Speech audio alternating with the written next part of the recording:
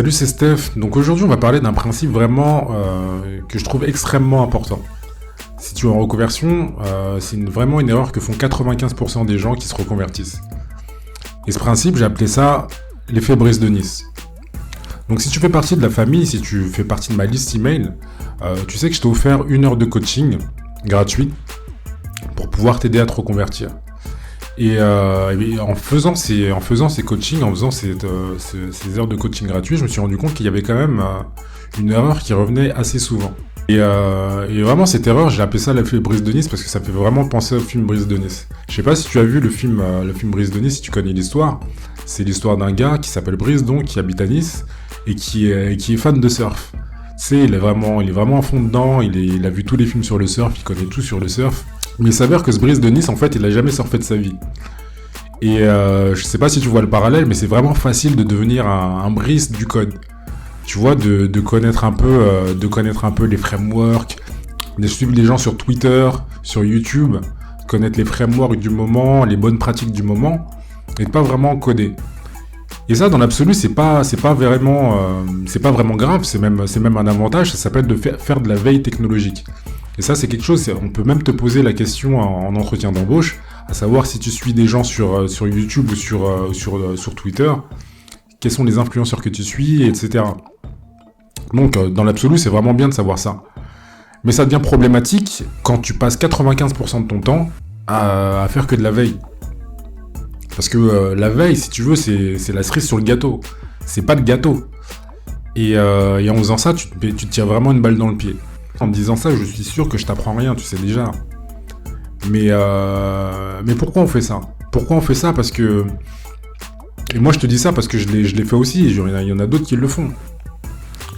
On fait ça parce que, si tu veux, c'est une stratégie d'évitement. On évite de coder parce que coder, surtout au début, ça peut sembler dur. Ça peut sembler vraiment très dur. Et on se dit, franchement, mais comment je vais réussir tout ça ? Comment je vais réussir tout ça ? C'est un peu, je sais pas si tu as déjà passé le permis de conduire, mais c'est un peu comme la conduite.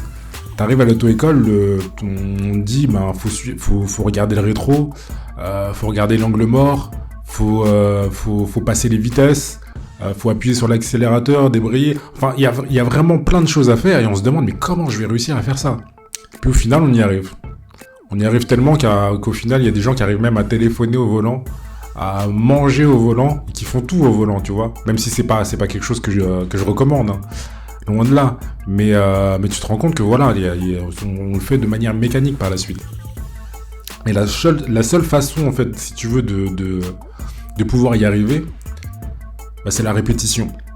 C'est de répéter.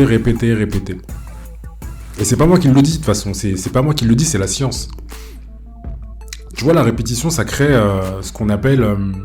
ça crée des voies neurales.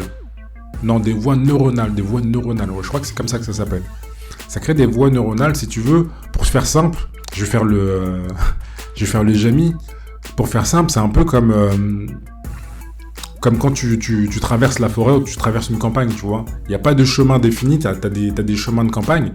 Et à chaque fois que... Plus tu passes sur ces chemins de campagne, et plus le chemin est tracé et plus large, tu vois.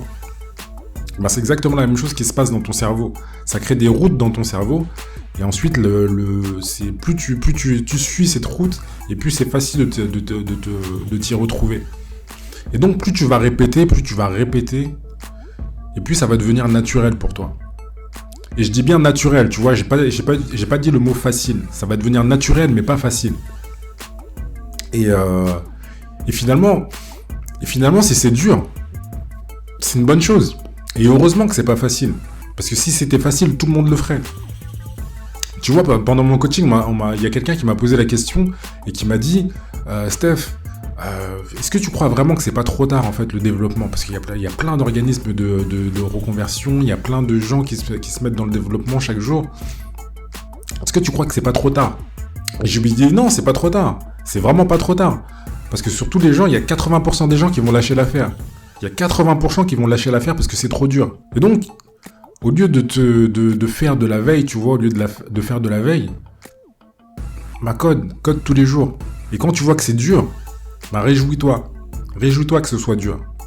Ouais, je veux que tu te dises que la prochaine fois que tu vois que tu galères et que t'as un obstacle et que tu n'y arrives pas, je veux vraiment que tu te dises, super, c'est génial.